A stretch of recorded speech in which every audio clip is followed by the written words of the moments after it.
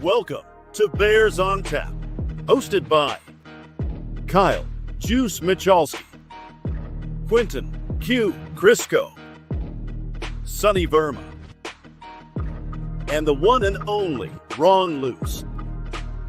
Bringing you all the news, analysis, and opinions on the charter franchise, Chicago Bears.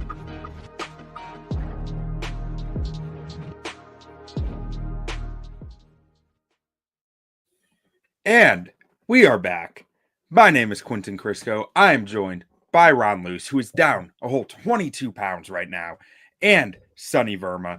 You can find them on Twitter at @TheSonnyV and at Luce on Tap.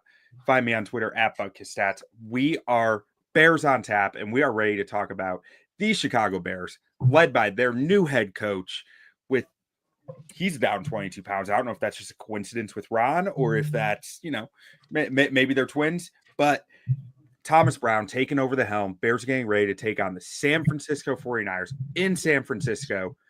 But before we get too much into the 49ers, I just want to get into how we're feeling about the new Bears head coach, the new regime, the Kevin Warren press conference featuring Ryan Poles. Sonny, what are your thoughts right now coming off this wild week of being a Bears fan? I'm extremely optimistic right now. Ron, you and I maybe foolishly predicted that the Bears would win last week against the Lions. And sure, it started off roughly, but really with the way that game ended, I mean, we weren't too far off. And now, that's obviously happened week after week after week. And the reason that's happened week after week after week is gone. And these 49ers, we're about to talk about them in a little bit. They're a wounded animal right now. So all of a sudden, seeing Caleb the way he's been playing, and now seeing the reason that we've lost in the last couple of minutes, no longer being a reason we might lose in the last couple of minutes, I'm feeling good. I'll tell you what, gentlemen. I've realized first off, I don't have any Bears on Bears tank tops. Definitely need one of those because I was conflicted trying to get ready for the show. I was also conflicted about a couple other things. First off, trying to channel the Thomas Brown energy of being down 22 pounds. So that's all that's here for. But trying to channel the Thomas Brown energy for other reasons as well, because I want to be excited about the Bears. Q, it feels like 3 weeks since we talked about Eberflus being fired with our instant reaction show on Friday. Like, it really does. It feels like it was 3 weeks ago at this point. And I almost forgot that he was even gone. We were joking about the Niners and not being able to pick up the blitz. And I thought to myself, well, Eberflus doesn't blitz. And I'm like, but wait a minute. He is gone. And I think, kind of like Tamina 2 says here in the comments, he said he likes Thomas Brown. It's Mike Tomlin energy. I kind of get that feeling too. And I am very excited to see what Thomas Brown brings to the table as not even so much just a game planner and what he's done with the offense, because we've gotten to taste a little bit of that so far already. But more so, gentlemen, as Kevin Warren would say, as a leader of men is what I'm excited to see from Thomas Brown, especially this week. This is a big matchup. I know the Niners are having a down year. I know it's, they're dealing with tons of injuries. Obviously, CMC's done for the year. Brandon Ayuk is gone for the year. But this is still a really good football team. But I will echo Sonny here. The vibes are high. I'm feeling good going into this week of Chicago Bears football. Vibes are high, and it's refreshing to have a face in there who's got the energy that Thomas Brown is bringing to the table. I think the confidence, the energy, he understands the standard. If we're gonna do the Mike Tomlin thing, like, you give him red paint, he's gonna paint the barn red. That's the type of vibe you get from him, which is nice. It's, as someone who really likes Mike Tomlin and loves his press conferences, thinks they're always great, he gives off that vibe to a degree. But that's just a vibe. It's not necessarily the coach. We need to see it from the coach. We need to see him doing that. But one thing that I am interested to hear your guys' thoughts on a little bit here is, one, did you catch that presser with Kevin Warren and Ryan Poles? And two, are you reading a lot into Ryan Poles' body language, the way that he was kind of going about it, and the way that Kevin Warren was kind of commanding the room? Because no matter what you think of Poles in that situation, I think it was pretty obvious that Kevin Warren commanded that meeting from start to finish. And the whole time, the McCaskies were sitting on the sidelines watching, not a word from them. Starting with Sonny, what are your thoughts on that? I had the same thoughts that seems to be the consensus at this point. It looked like a father and son in a principal's office where the son had done something really bad and the father was there reassuring to the principal, hey, this will not happen again. I'm going to make sure of it. Ryan, as much as we all, showed him love during the offseason, like that was as neutered as I've ever seen him. It was one of those where he didn't even have, answers queued up like he usually does. Like there were some times when someone would ask him a question, I believe it was about Waldron, about what went wrong. He took a good solid 7-8 seconds of pause just to think about it, just to answer that. So, I mean, he looks like a man with confidence shaken. I texted you guys while I was watching it, and I was like, Kevin Warren seems to really be going out of his way to say Ryan Poles is the GM. Sometimes that could be that dreaded vote of confidence that happens in sports. Like he knows what the perception is. He knew what people would write about afterwards, but still he tried to get ahead of it, but really didn't. And that's kind of been the talk of the town. Yeah, and I think too, there's something to be said. I mean, most people can read the pattern that most GMs get at least 2 head coaches, right? I mean, that's kind of the consensus across, at least at the NFL. Obviously, other sports is different, but well, at least except for when they hire the right guy the first time. Right. Then they only have to do it once, which is awesome. Good for them, right? It must be nice. I don't know what that's like. I don't know if any of us do, really, in any sport, let alone the Chicago Bears. But I tend to agree. It really does. I don't know what to make of like how Ryan Poles feels, because admittedly, as Ryan Poles, I would probably feel defeated, and maybe not necessarily defeated of like, wow, I really screwed this up, because you make mistakes in football. It happens all the time. We see it across the sport. You're never going to always get everything right as an executive in a front office personnel. But I think it's in kind of what Sonny said of like this like father reassuring the principal feeling is really what it was. And I think a lot of people can say that they like what Ryan Poles has largely done with parts of the roster and what he's brought in and what he's built. I think there's no question Ryan Poles knows what he's doing from a talent evaluation standpoint. I think from a GM perspective there, I think a lot of people are confident in what Ryan Poles brings to the table. But the big stain on his resume so far was Eberflus. And it makes you wonder if Warren's like, hey, man, I know you struggled and you didn't exactly get a ton of help the first time, because let's be honest, we've seen the whole shit show that is the McCaskies being a part of the hiring process for head coaches. It doesn't work out often. I wonder if Warren, maybe in this case, was just like, hey, I know this sucks. I know your head coach is the first one ever in this franchise history to get fired mid-season, but it's for the best. We're going to keep moving forward. I bet you we'll see a different demeanor out of Ryan Poles, especially if things go really well down the rest of the stretch of the season. They win 3 or 4 of their last 5 games. I just wonder just how much involvement Kevin Warren's going to have. Is Kevin Warren going to be the final say, or is Kevin Warren going to be the entire executor of the decision? I think that's where I'm kind of sitting back and wondering what we're fully going to see. This is at least the most confident I've ever felt in a president of football operations being involved in the hiring process, because Ted Phillips was a joke and the McCaskies, I put them in the same boat. But it still sucks for Ryan Poles having to sit up there. To me, I think Ryan Poles is sitting up there and looking defeated because his head coaching pick was the first one in a century of this organization's lifeline, or of the timeline, to be canned mid-season. And I wonder if that's just a pride thing for Ryan Poles of like, man, we really got this wrong that badly.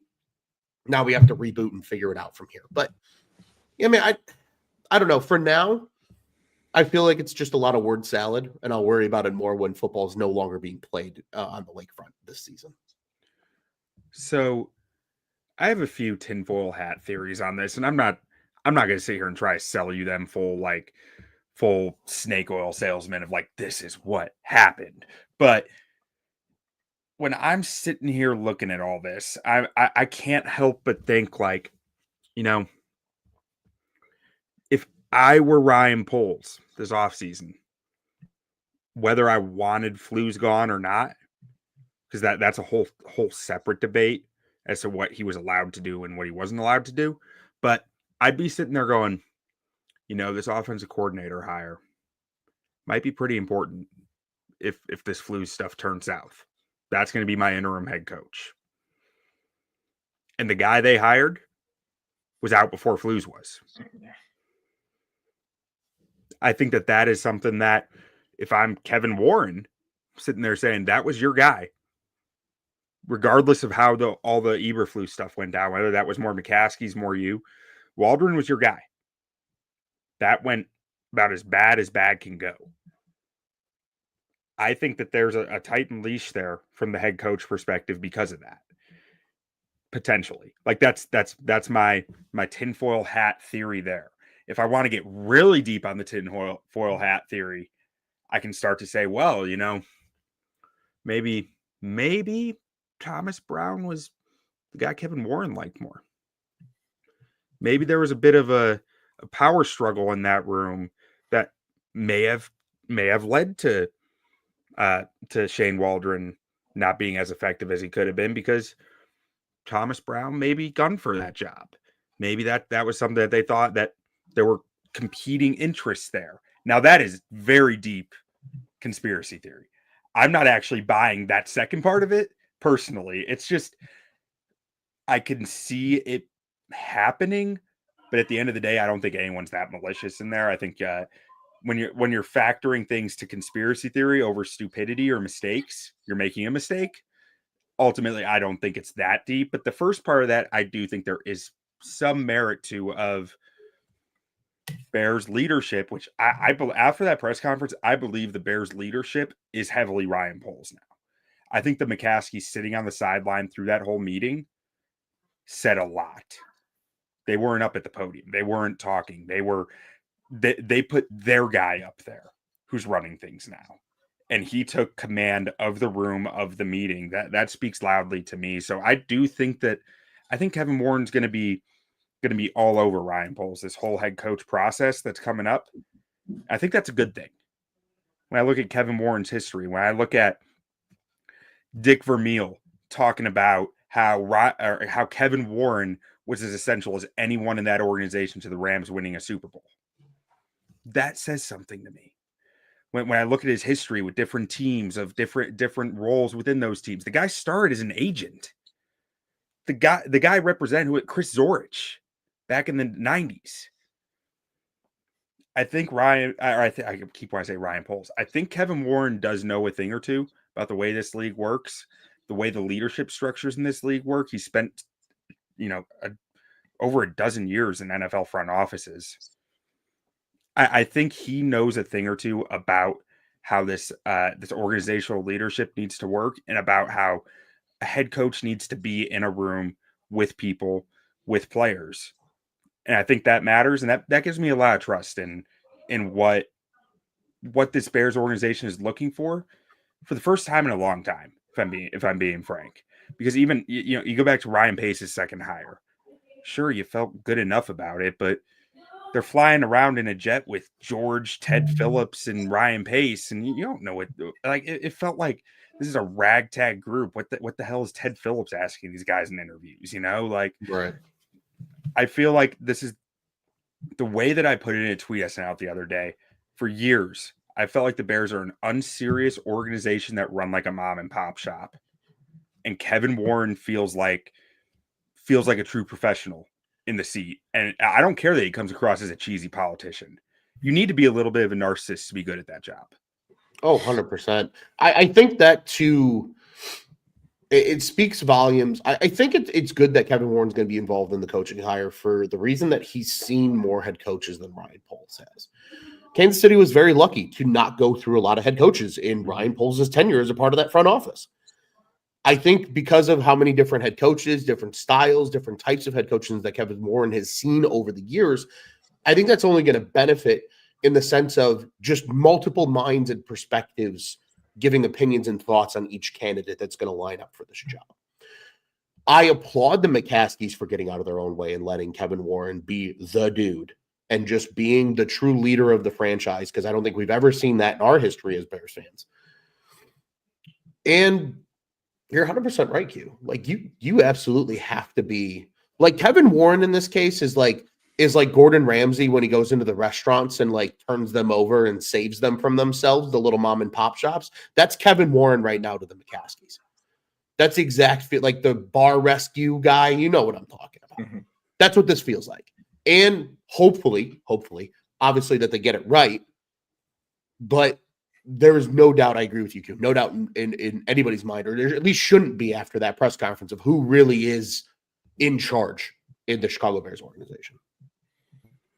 I want to think you guys are right, and I hope you guys are right, but I cover college football as well, right? And the stop that Kevin Warren had right before here was the Big Ten commissioner, where he was there for a couple of years. And to me, he wasn't really well liked by anyone within the conference. None of the presidents were upset that he decided to move on to take this Bears job. The one thing that I fear is you guys are exactly right about Kevin Warren. He knows what he wants. He knows what he wants to do. And he's a smart guy. But what I'm kind of fearful of is I don't think he liked the Big Ten job, because ultimately, as the Big Ten commissioner, you're still working for the other presidents. And those other presidents are all old, and they're set in their ways, and they want to do things a certain way. That same thing can be said about the McCaskies.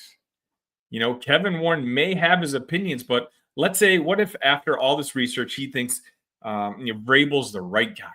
But Vrabel in contract negotiations wants $8.5 million a year. And the McCaskies are like, wait, hold on. We're paying Eberflus, and we're going to have to buy out all the staff. That's just not going to happen. If Kevin Warren was in this position for another franchise, I would be gung-ho, completely agreeing with you guys. But right now, I have more so reservations because the McCaskies, quite honestly, remind me of what college presidents are. They don't really want to change. They want to keep things status quo. And I just don't know if ultimately he's going to get the leash that we're hoping that he gets when it comes to making this next hire and, basically just having his imprints on the organization. I think that's a great point. And I think that, maybe I'm jumping a step too far ahead because the image that the McCaskies put out there by sitting on the sidelines, like 3 different brothers, one of them who I've literally never seen before, like they showed out to support that Kevin Warren was the voice of the organization, right? That's the way that I read that. But that doesn't necessarily mean that they're giving him an open checkbook. It's how I want to interpret it.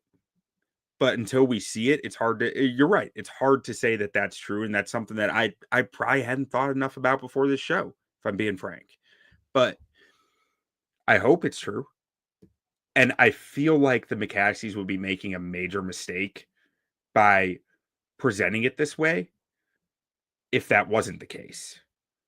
We've seen the McCaskies make major mistakes. It's not, they are far from immune from them. So I think that's a really good point, Sonny. It's something that we need to watch for. But to me, if you're making that statement, you should be giving him, it's not an open checkbook, but like, my thought process there is Kevin Warren has told them, if you trust me with Caleb Williams, we're going to make a lot of money. And that's where I think it needs to that I agree with that. Go ahead, Sonny. No, that's okay. I guess my hesitation comes from, and we don't really know what the truth is, but I'm sure we've all heard the stories that, Poles and Warren wanted to fire Flus a couple weeks ago. After the Patriots. And it took week after week. That was 3 games ago. And they were ready to do it. And so and if the McCaskies trusted a guy like Warren and Poles, if they were more like, hey, we trust you guys, go do your jobs. And both of those guys are coming back and saying, hey, we need to get rid of this guy. There's some end of game issues that this team is really struggling with, and we're losing our season. And what did they say? let's give it another week. Let's keep trying. Let's keep trying this. So that's why, again, I just have my head. I'm hesitant. I'm not saying that I'm not optimistic. Again, he did do very well at that press conference, but I guess the phrase would be Kevin Warren, I think, could kill it for a football organization. I just think it takes a special kind of executive to thrive in the environment that the Chicago Bears have. I agree with you on that. And I think that in my mind, I'm thinking that Kevin Warren is a bit of a shark, bit of a snake, but little slithery, but also when there's blood in the water, he knows when to strike. And if that is the case, if I were him, and he cares about his job, but not like Brian Poles does. It's like Kevin Warren's resume is pretty dang strong. He can get the jobs that he wants. He came to the Bears to be successful for the Bears, and he, in my mind, should have no problem telling the McCaskies after he says to them, "We gotta get rid of Eberflus," and they say, "Well, we can't do that." Saying to them, "Well, you remember this moment, and if you're right, I'll remember it. But if you're wrong, I want that trust going forward. Otherwise, why'd you bring me here?" I think that's the benefit of having Kevin Warren now, because that's not something Ted Phillips could say. That's not something that anyone that Ryan Poles or Ryan Pace before him could say to the McCaskies. They didn't have that type of leash that Warren's resume allows him. So that's what I'm hoping happened. Like that's where we're going into like ideals, but like that's in my mind what I think was possible. And I think Phillips too, like you look back on the Phillips there, like Phillips was loyal to the McCaskies because they gave him the opportunity of a lifetime. Like the dude was a glorified accountant. We all know that. Kevin Warren commands more respect than any past Bears executive we've really seen. And I think for that reason, that's the reason I think all Bears fans are sitting here and pandering for hope of like, maybe it'll be different this time. It's also the definition of insanity, and I understand that. But it's going to be, unfortunately, this press conference doesn't tell us shit right now. It won't tell us shit until what? Mid-January, realistically, is probably when we'll actually get an answer of like, this is how this went and this is how this is going to go. But again, you hope that the optics align with what happens in January. I think that's where we're all sitting of like, oh, okay, Warren's the dude. Warren clearly helped make this decision along with Poles. They executed. The McCaskies stayed the hell out of their own way. Versus what we've seen time and time again where, a Kevin Warren-esque figure comes in, beats their chest, says, I am the king of the jungle. And the McCaskies put him in a cage and say, no, you're not. Shut the hell up. We make the final decision. So remains to be seen. We'll see. We'll see what happens when Virginia finally talks. That'll be the last domino to fall. But if Virginia speaks to the press, I will be convinced that World War III is starting. All right. Well, let's get into the 49ers stuff. Enough talk about the front office. Let's talk about this Bears matchup Sunday afternoon, 3 p.m. in San Francisco. Looking like a beautiful day out there. High of 66 degrees at minor chance of rain, like 7%. Winds at 9 miles an hour. It's going to be ideal weather out there for them. And one thing that I do want to touch on that isn't exactly something we do every week, but I think is important to do this week, looking at some of this, is the injury report. Because, let's see, there we go. The Bears have some surprising names on there that we didn't expect. Is this, we've seen, have you guys heard about the Lions hangover that's out there? Like no team has covered, or I don't even think like won. This was a few weeks ago, but as of a few weeks ago, no team had won the following week after playing the Lions because they're so banged up. I believe it. It's a physical football team, and this is the result of that. And I think too, you can almost double down on it when you look at this grouping and you go, not only are the Lions physical, but they play on turf. Mm-hmm. And we've all seen how the turf monster eats people alive when you've got an ankle for and Keenan Allen, a quad for Moore and Swift, a knee for Shelton, a knee for Wright. Like, to me, that screams physicality plus turf is a bitch to play on. I think Kyle Long was talking about this way. It got brought up a few weeks ago on his podcast, and he was like, yeah, have you ever played on that turf in Detroit? It's basically concrete. Like that, it's not just turf. Like that is rough turf. Yeah, and it makes you wonder why like a Calvin Johnson and Barry Sanders retired early, right? Like there's something to be said for it. It's not the same sport, but the Tropicana field turf in Tampa used to annihilate knees of outfielders. That's why guys like Carl Crawford didn't play longer, or Rocco Baldelli kept getting hurt. It's kind of the Detroit effect too that we're seeing. And again, I think a lot of this you hope is just purely precautionary, and they look at this and they say, hey, it's a mini bye. We should take advantage of getting some of these guys healthy, especially when you look at the names. Swift, Moore, Allen, Shelton, Wright, like these guys all know what the hell they're doing. One day of practice not being a participant's not going to kill them. I think Thursday, if all these guys are limited, I think the concern goes away. Like Scott saying in the comments, lots of vet rest.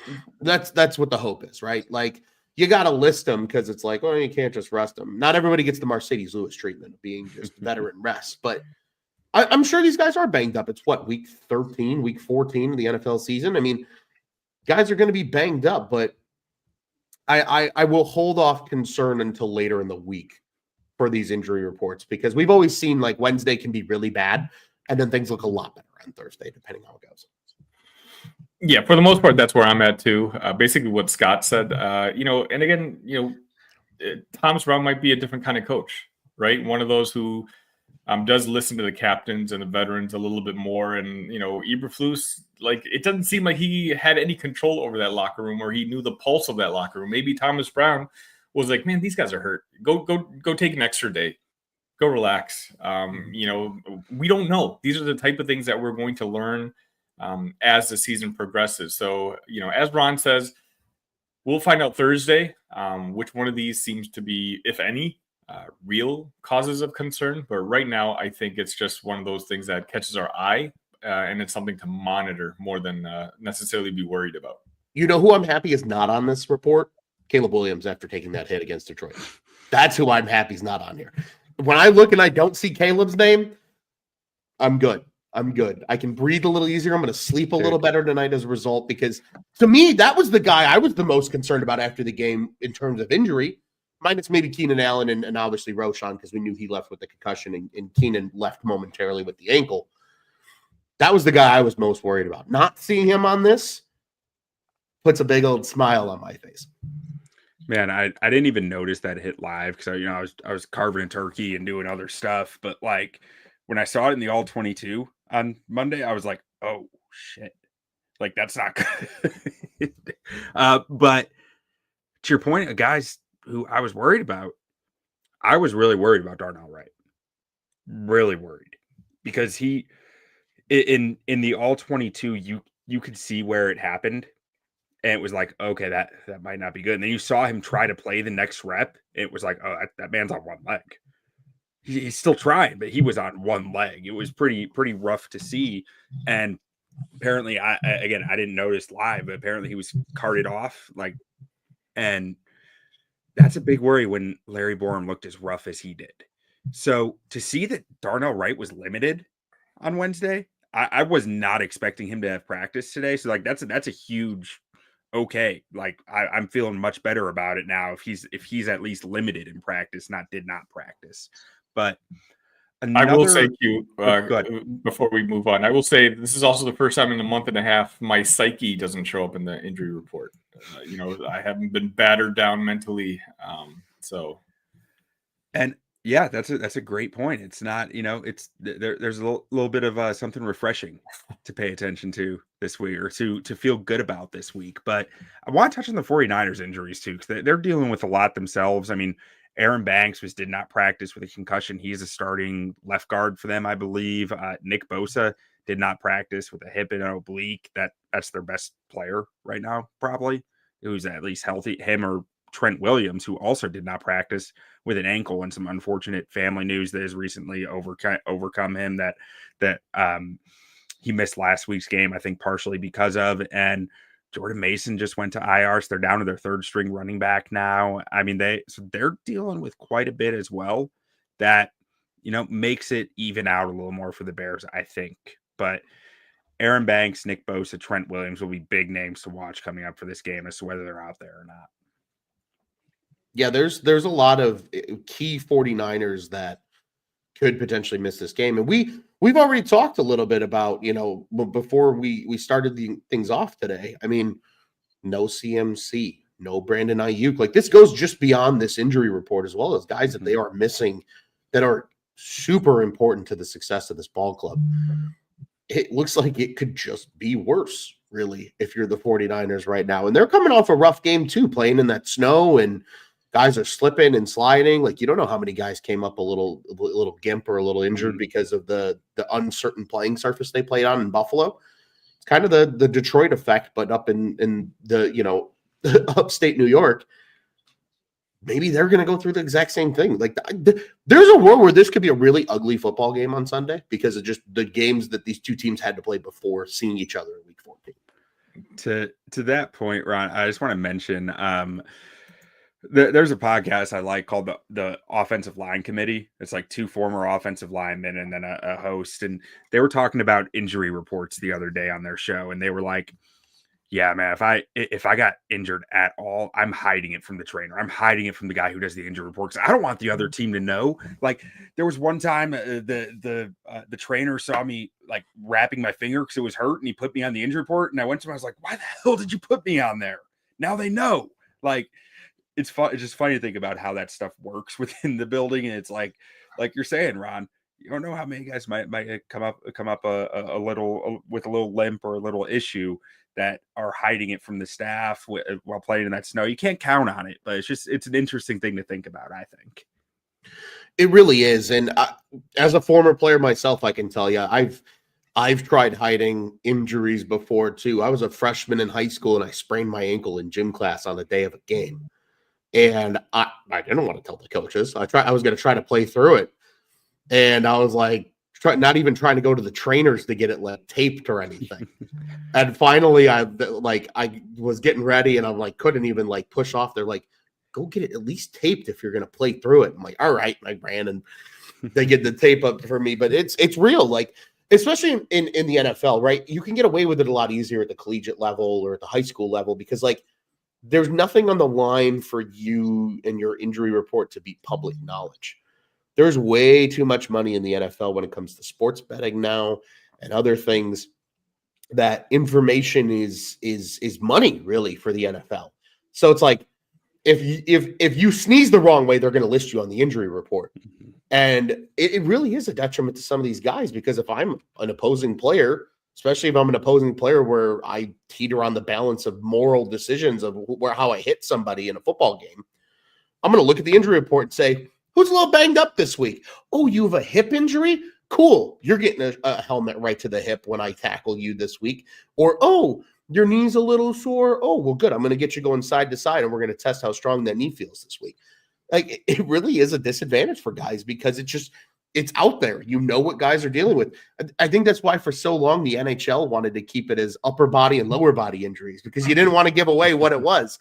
Now they've worked to a model where it tells teams what's banged up and what's hurt. And it really could be an advantage because you know what could limit the player from being the best version of themselves. And before we get to our next segment, shout out to Ron Minarski being a new subscriber. Love to hear it. But with that being said, let's get to our first segment of the show here. The baddest man.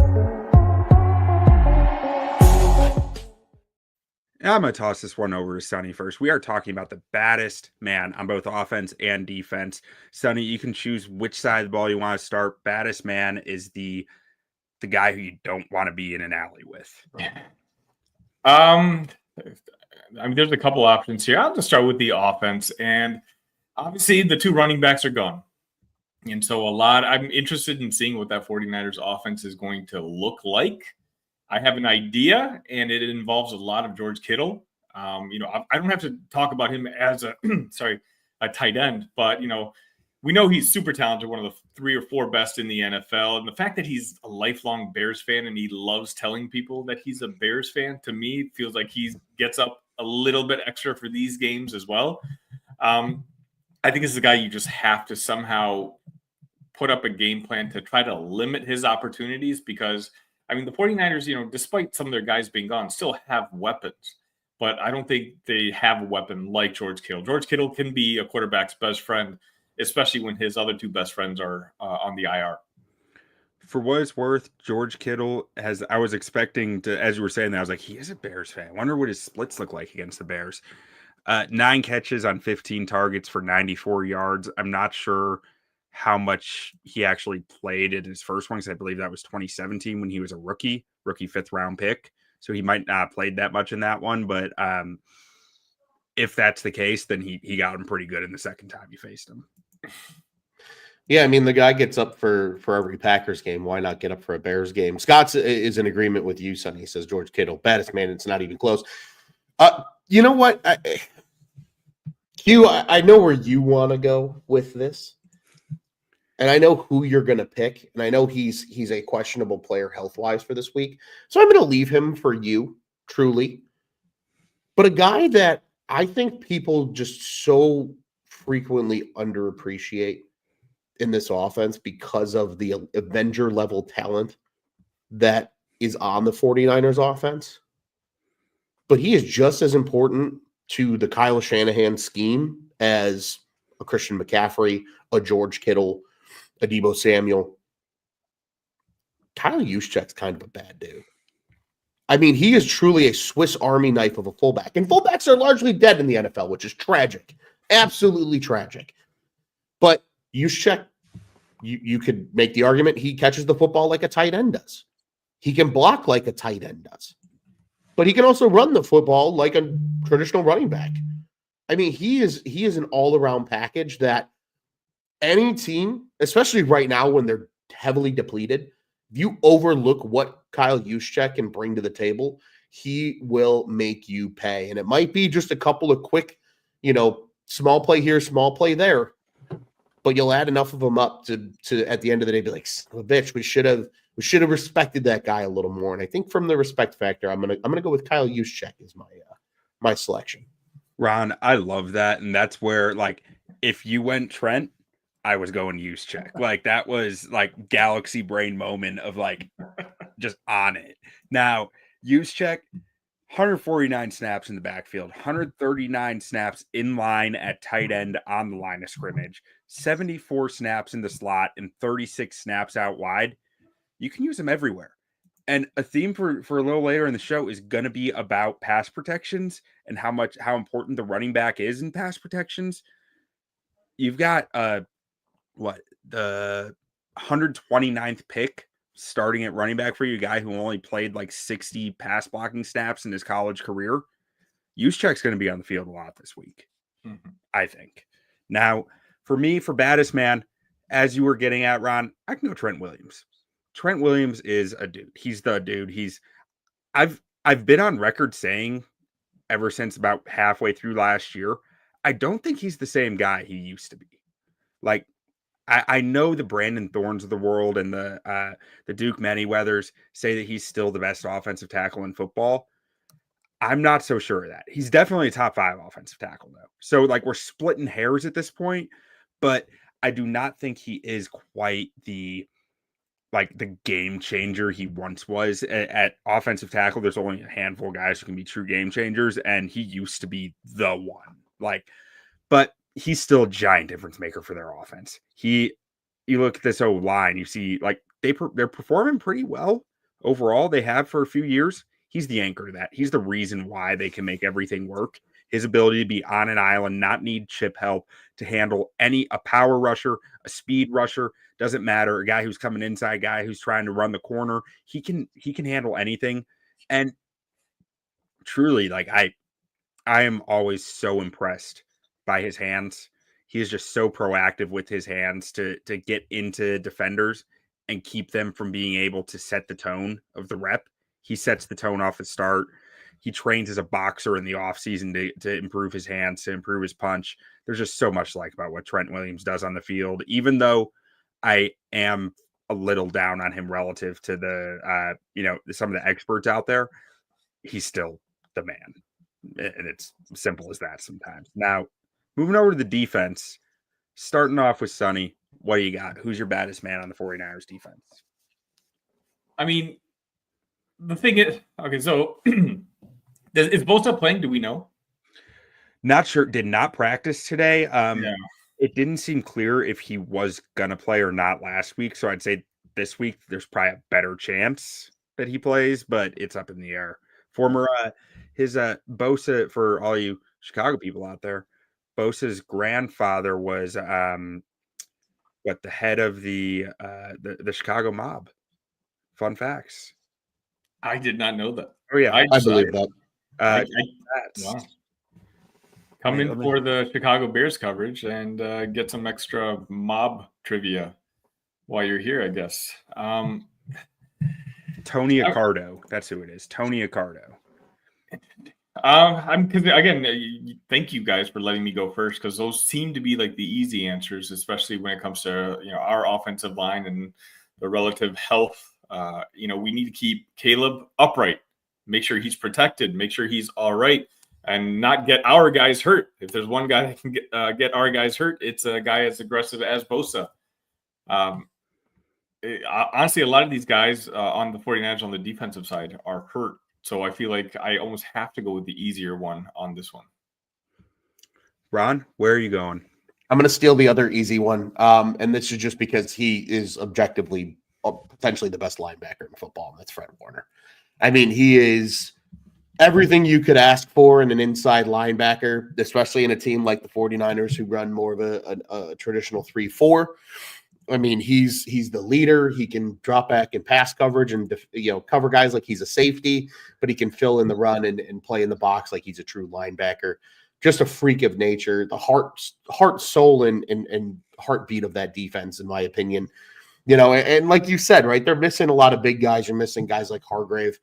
You've got some new names in there this year in comparison to years past, and guys like Gross Matos, obviously a familiar face as well, and Leonard Floyd. But it's really hard not to, even when again, Q, you make it easy on us because we see the big green blotches, and it's like, oh yeah, that's where we need to look. But even then, even without the big green blotches, Fred Warner would be my pick through and through because of just how freakishly good that is on defense. He is on defense. I think that's fair, and I or not fair. I mean, I think Fred Warner is awesome. I think he's same with Nick Bosa. Nick Bosa is a game-wrecking defensive end. Fred Warner is the standard for linebacker in the NFL, right? He can play stack and shed. He can play coverage, deep middle. Like, he can do it all, which means the whole playbook is open when he's your Mike. Now, I'm a little torn here because part of me wants to go with Diamador Lenore, who's their nickel corner. He's just a really good cornerback. He has been for years now for them. Kind of goes under the radar. So is Chardavius Ward, but Ward, according to PFF, is having a pretty down year with a 54 PFF grade. So maybe he might be playing through something. The other guy I'm considering, but I'm not going to go with, is Jair Brown, safety out of Penn State. I really liked him coming out of Penn State. I think he's a very instinctive safety, just has a really good feel for the game. But ultimately, I'm going with the former Bears legend Leonard Floyd. Floyd has game-wrecking potential. When he gets sacks, he gets them in bunches because he has a skill set that when he can win with it, he can dominate with it, right? His bend, his speed, his length can be really tough to contain. And, if you have Larry Borum out there, I'm really worried about that. Like, really worried about that. You look at Floyd's season. He has had 3 multi-sack games this year. His pass rush grade isn't that good. His PFF grades really aren't that good. They never have been, though. But yet, he has 9 sacks on the year. Year before, he had 12 with a poor pass rush grade. Year before, he had 9 with a poor pass rush grade. Year before, he had 14 with a decent pass rush grade. The production beats the PFF grades with Leonard Floyd. It just does. He finds ways to get sacks every single year. And, this is his first time as a revenge game for him. I'm actually going to double check that. Or wait, he did sack a Bears quarterback a few years ago, a few times, I think. He did. I think he got a piece of them when he was with the Rams. Yeah, that sounds right. Let's see. I got right here. 2 games against the Bears, 2 sacks. So, yeah, so his third revenge game against them, history says he's had averaged a sack a game against the Bears. And I'm thinking he's going to get another because it's incredible. When he left the Bears, I remember looking at his career, like the first 2 years away from the Bears, and his entire Bears career is like something like 35% of his career sacks came against Russell Wilson and Aaron Rodgers at the time. Quarterbacks who extend and might hold the ball a little longer than they should are quarterbacks who he tends to eat against. And that kind of fits Caleb Williams. So sure does. I'm a little worried about Floyd. But now that we've done the baddest man, let's get to the next segment here. The nicest man.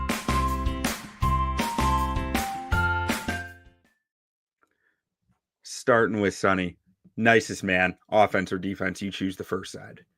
I will just keep going back and forth. So last week against Detroit, we had both running backs get over 80 yards of rushing against our defense. The week before, it was Aaron Jones had over 100 yards rushing against us. The week before that, we had Josh Jacobs, who 76 yards and a touchdown. These are all games where, again, our defense started off playing very well this year, and the Bears itself, our teams, has played pretty well the last 3 games. The running back has always been an issue on the opposition. It can't be an issue this weekend. You're talking about your third or fourth string guy. The Bears need to, again, the 49ers have weapons, and as we talked about, you can go in multiple directions when it comes to their offense. You can't let them have a running game the way you've let the last 3 or 4 games. It may go even beyond that when it comes to our rushing defense. So Guerendo, stop him. Make him wish he was still on the sidelines. I like that one, and I'm going to save some of what I have to say about it for when I come around, because I think I'm just going to pick the same thing with the way their offense is hard to pick a guy. Like they've struggled this year, but they're a very talented group. But Ron, do you have a different thought, or are you thinking about going with Guerendo too? No, I am not going to go with Guerendo here. I'm going to go with somebody else. Jaquan Brisker was nice enough to point this out when people were freaking out about Justin Jefferson's lack of production against the Bears, because Jalen Johnson exists, and time and time again, every team's top receiver does not do well against the Bears. So I made the joke. Q, I think it was one of the post-game shows with you. I made the joke. If you're playing fantasy football and the number 2 receiver on whoever the Bears are playing is available in the free agent or on the waiver wire, go get him and start him just for against the Bears. Because that guy's probably going to eat more. Juwan Jennings might be the baddest man that we're not talking about right now, because I think Deebo Samuel is going to be shut down by Jalen Johnson. So for that reason, Deebo's coming off of the fumbling issue in Buffalo. I'm convinced ever since he changed his number to number 1, he is just not the same player anymore. And for that reason, I'm going to go with Deebo Samuel. Bold takes here from Ron. Hot take Ron is out. I like it. I do want to say, Deebo was my second guy. If I wasn't going first, I've got a very good friend who I was talking about this game for about 20 minutes earlier, and he basically echoed what Ron just said. That Deebo right now is flying with his name. But if you take a look at his stats over the last 4 catches for 20 yards against the Bills, 1 for 21 against the Packers, 4 for 22 catches. And he's not exactly doing it on the rushing either. So it really, right now, he's living off of his past. So Ron surprised everyone right now with the Deebo pick, but I absolutely like that. And depending on where I had fallen on the list, he could have been my pick as well. I'll tell you what, right now, I've got 3 Deebo Samuels in my garage because I have 3 traffic cones that I can put out at any given moment when I need them. He's not been good this year. Like, he really said, you put it perfectly, Sonny. He has been living off his name this season. I don't know what happened. He changed his number from 19 to 1, and he has not been the same player of Deebo Samuel in the NFL. And you could also maybe attribute some of that to CMC being hurt, Ayuk being hurt, whatever. He has not produced this year when they've needed him to produce. And if you think he's going to magically find a way to produce against Jalen Johnson, you're wrong. So for that reason, nicest man. I like it. I mean, I did not realize just how little he had produced this year. I just pulled up his stats and went, because as you were saying that, I was thinking like, yeah, he's probably going to do something rushing at least. And like he hasn't been doing anything on the ground either. That's different. That's interesting. That's definitely worth noting there. But I'm going with Sonny. I'm being lame. I'm repeating one, but like Isaac Guerrero has to be, because I think that's the weak point that you have to attack. Like I mentioned earlier, inexperience in blitz pickups. He is a guy who you need to go after from that aspect. And I'm not even talking about from the rushing aspects. He does, like, Kyle Shanahan funnels through these running backs, right? Raheem Mostert was a nobody at one point until Kyle Shanahan got his hands on him. It's like he's never had a problem plugging and playing and getting rushing yards. But it's the other elements that make Guerrero your nicest man. How is he out of the backfield on hot routes, on check downs? Does he know his hot reads? Does he know when he's picking up the blitz versus when he's carrying the green dog out? Like, there's stuff that he just probably doesn't have the time to fully be integrated into the offense with yet, that the Bears need to take advantage of. And that's why he's my nicest man. But now that we've highlighted some of the key players for the 49ers in this game, let's get to our keys to victory. Keys to victory.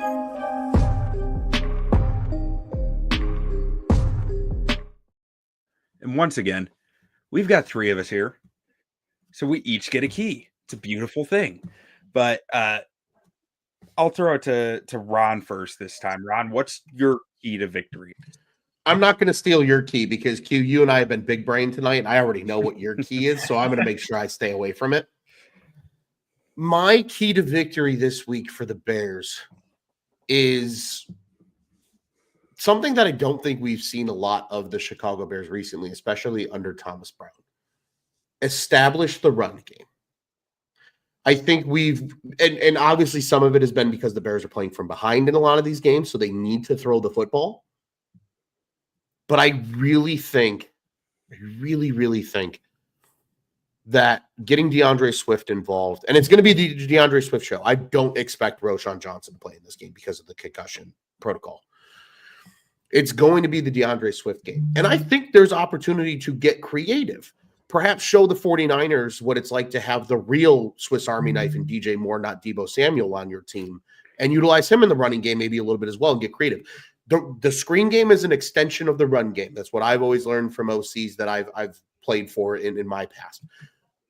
Establish that. Thomas Brown has no problem getting the ball in DJ Moore's hands and letting him be a playmaker afterwards. I think you can do the same thing with DeAndre Swift.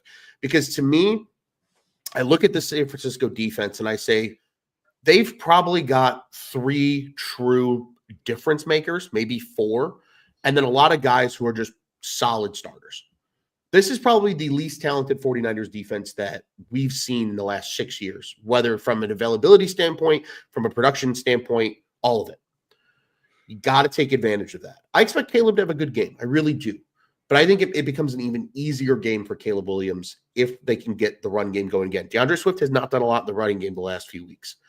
I think if Thomas Brown really wants to keep teams off balance a little bit, early and often in the run game, get some things going, maybe hit a couple of big plays in the run game, and then you're just going to continue to open up stuff for Caleb Williams in the play action game downfield.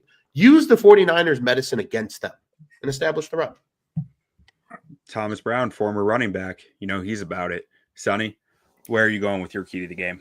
Q, I think you should go next because mine is actually not X's and O's, and I'm assuming you probably do have one. Okay. Yeah, no, mine is blitz him into oblivion.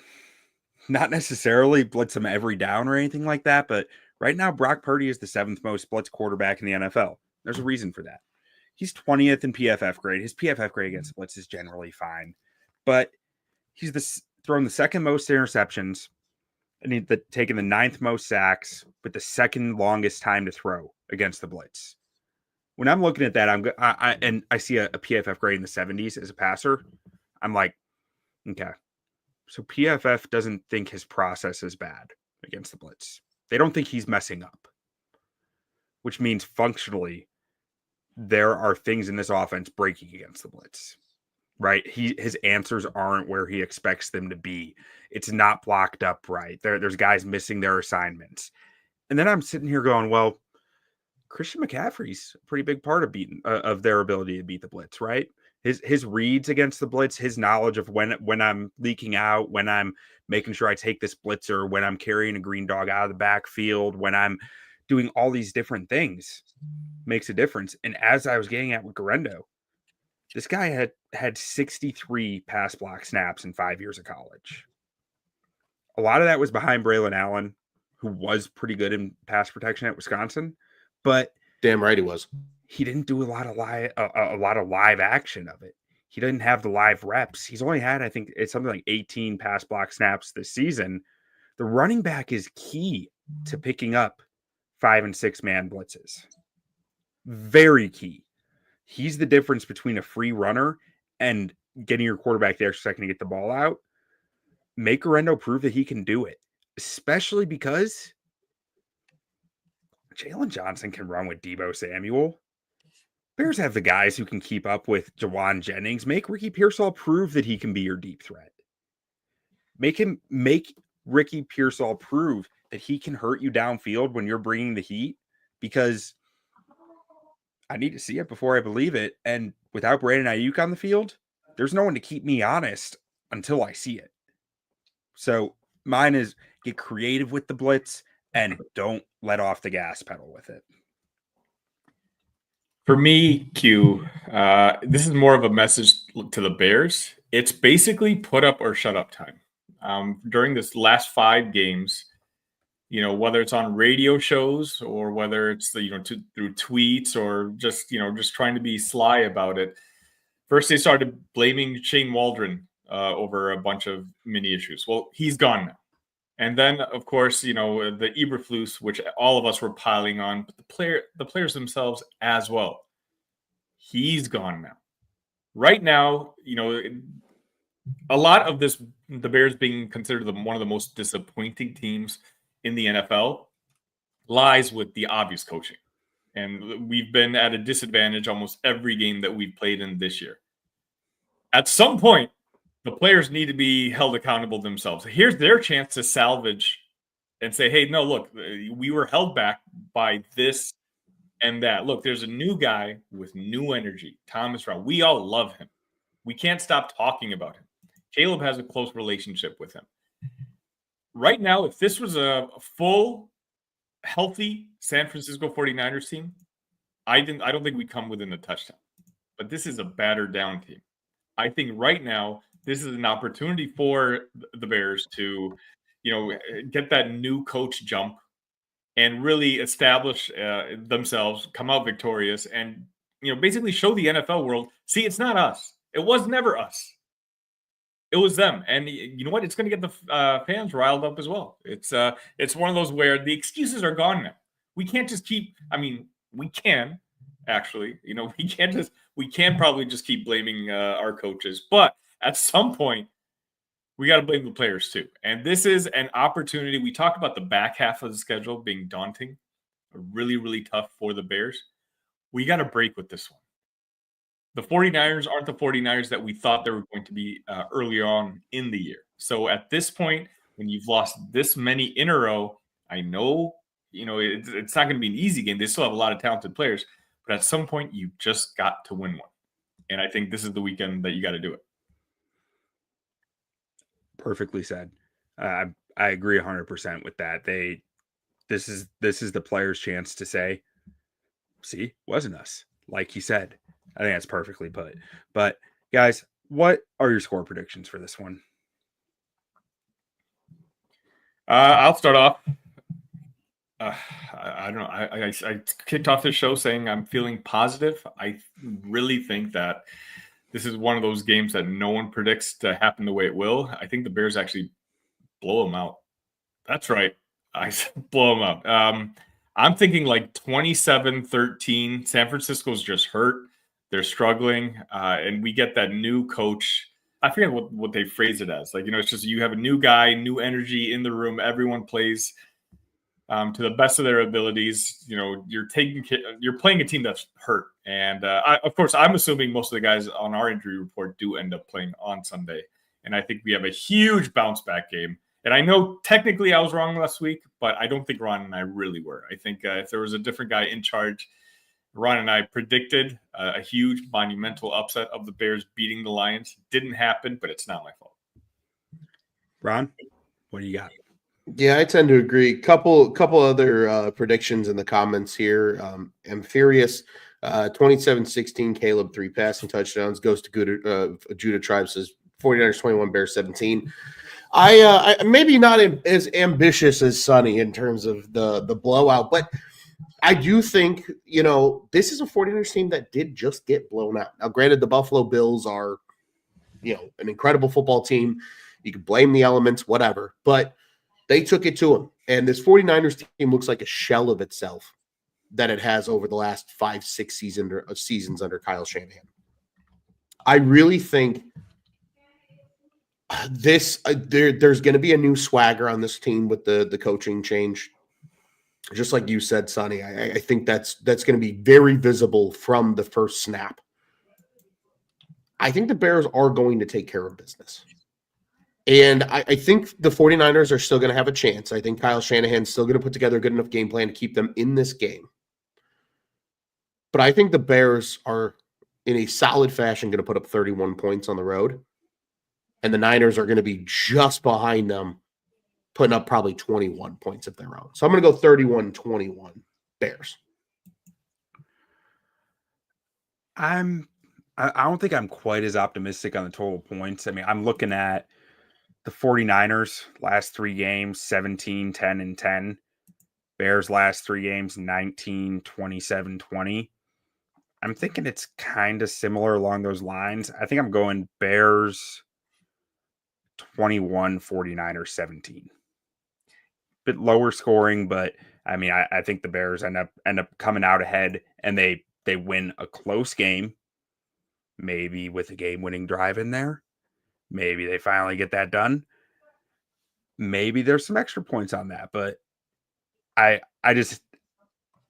am consistently too high on the Bears score, so I'm trying to temper myself down to 21. That makes sense. Maybe 23 if you start getting some field goals in there instead. Maybe 23-17. I like that better. 23-17. That feels right. Just one thing to keep in mind, that 27-19, that's also because in the last 2 minutes we fumbled our chances of, tacking on another field goal here, there, or a touchdown. So we were arguably an Eberflus away from, 23, 30, and 24, or whatever numbers you reel off. Matt Eberflus, you will be missed. All right, boys. Why don't we get out of here the only way we know how, with a good old bear down. Bear down, baby. Bear down, gents. Bear down.